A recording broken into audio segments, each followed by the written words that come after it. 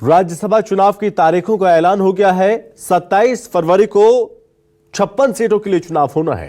बता दें कि मध्य प्रदेश की 5 सीटें हैं, जिस पर मध्य प्रदेश की 5 सीटों पर चुनाव होगा और साथ ही 15 राज्यों की 56 सीटों के लिए राज्यसभा चुनाव होने हैं।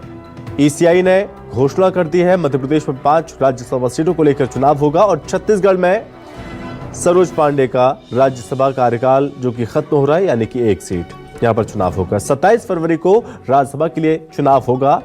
अजय प्रताप, कैलाश सोनी, धर्मेंद्र प्रधान, एल मुरुगन सभी भाजपा और राजमणि पटेल कांग्रेस का कार्यकाल पूरा होगा।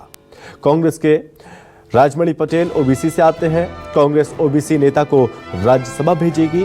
27 फरवरी को 15 राज्यों की 56 सीटों के लिए राज्यसभा चुनाव ईसीआई ने घोषणा कर दी है और खास बात यह है कि मध्य प्रदेश में 5 राज्यसभा की सीटों को लेकर चुनाव होना है।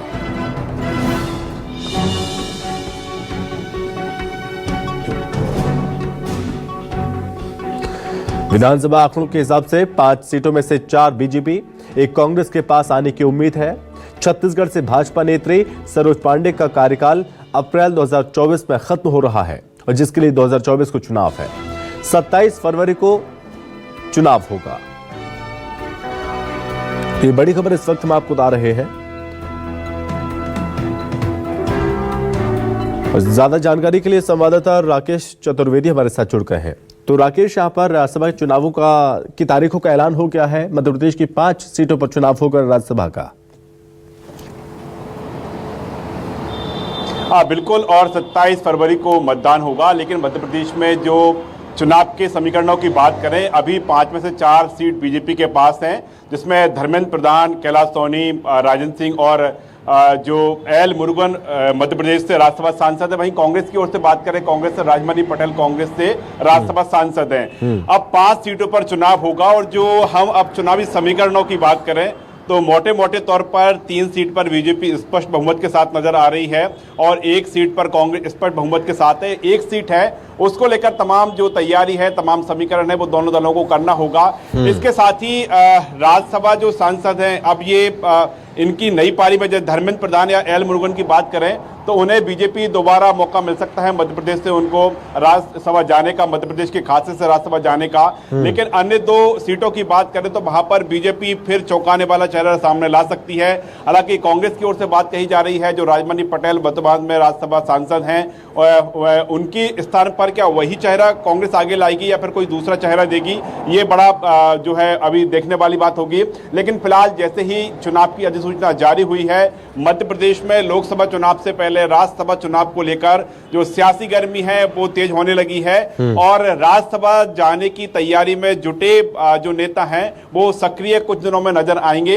हालांकि बीजेपी की ओर से बात करें तो बीजेपी चौंका सकती है, बीजेपी नए चेहरों को भी राज्यसभा भेज सकती है, जैसा कि प्रयोग बीजेपी ने इससे पहले किया था। और कांग्रेस में भी जो राज्यसभा के दावेदार हैं वो भी कुछ दिनों में सक्रिय नजर आने वाले हैं। ठीक है, और क्या गोला भाग लगा सकते हैं कांग्रेस पार्टी और बीजेपी?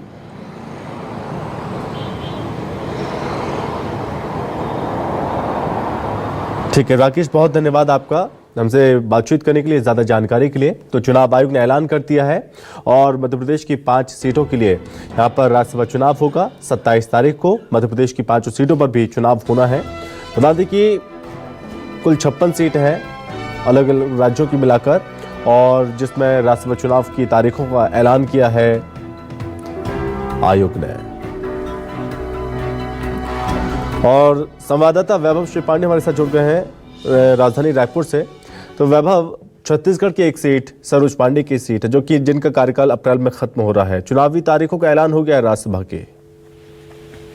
बिल्कुल, चुनाव तारीख का ऐलान हो गया है और जो मौजूदा राज्यसभा सांसद है सरोज पांडे, उनका कार्यकाल खत्म हो रहा है। ऐसे में अब कयासों का दौर भी शुरू हो गया है कि सरोज पांडे को रिपीट किया जा रहा है या फिर उनकी जगह कोई दूसरा चेहरा राज्यसभा के उम्मीदवार के तौर पर बीजेपी की तरफ से खड़ा किया जाएगा। देखिए, सरोज पांडे भाजपा की वरिष्ठ नेत्री है और बहुत तेज तर्रार नेत्री हैं, लिहाजा उन्हें राज्यसभा पिछली दफा भेजा गया था।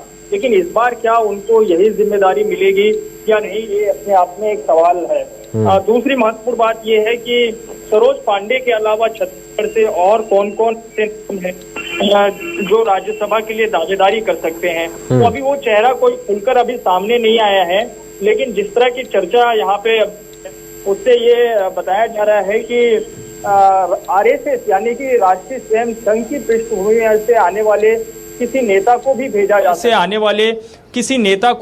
जा सकता है। सरोज पांडे चूंकि सामान्य वर्ग से आती हैं, महिला वर्ग से आती हैं, इसलिए एक संभावना ये भी बनी हुई है कि किसी सामान्य वर्ग से ही नेता को राज्यसभा भेजा जाए। लेकिन फिलहाल अभी बीजेपी में किसी भी स्तर पर कोई भी चीजें साफ नहीं हुई है कि आखिर वो चेहरा कौन होगा। तो इसके लिए थोड़ा वक्त है, अभी इंतजार करना होगा। और अब चूंकि तारीखों का ऐलान हुआ है तो इस पर भी मंथन बीजेपी कार्यालय में शुरू हो गया होगा। जी वैभव, चूंकि बीजेपी जो कि चौंकाती बहुत है, क्या लगता है कि कौन कौन से नाम छत्तीसगढ़ की राजनीति में इस वक्त चल रहे हैं कि ये आगे नाम हो सकता है, वो नाम आगे हो सकता है, ऐसे अभी कोई नाम?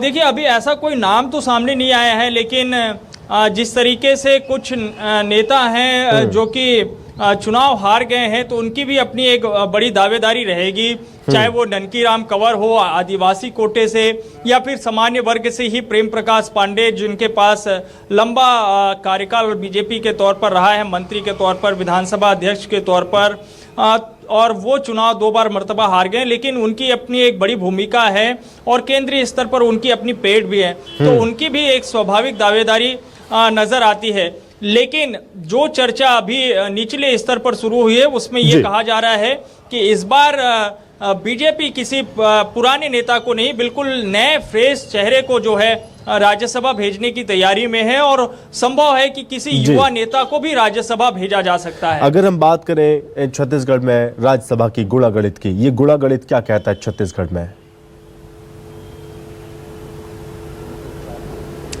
और देखिए, अगर आप विधायकों के लिहाज से देखेंगे तो कांग्रेस के पास 35 विधायक है, बीजेपी के पास 54 विधायक है, और एक अन्य के पास है जो गोंडवाना गणतंत्र पार्टी से है।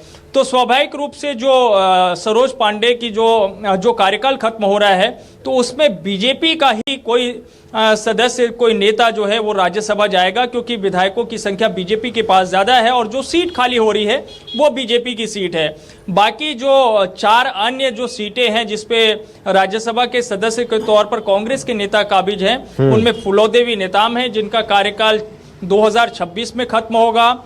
इसके अलावा केटीएस तुलसी है जिनका भी कार्यकाल 2026 में खत्म होगा, और बाकी राजीव शुक्ला है और रंजीत रंजन है, इनका कार्यकाल 2028 में खत्म होगा। तो बाकी के जो 4 अन्य सदस्य हैं वो कांग्रेस के खाते से पहले ही कोटे से चले गए थे, क्योंकि 2018 के चुनाव में 68 सीटें कांग्रेस की जीत कर आई थी। कांग्रेस, इस लिहाज से कांग्रेस को ज्यादा राज्यसभा की सीटें हासिल हुई थी।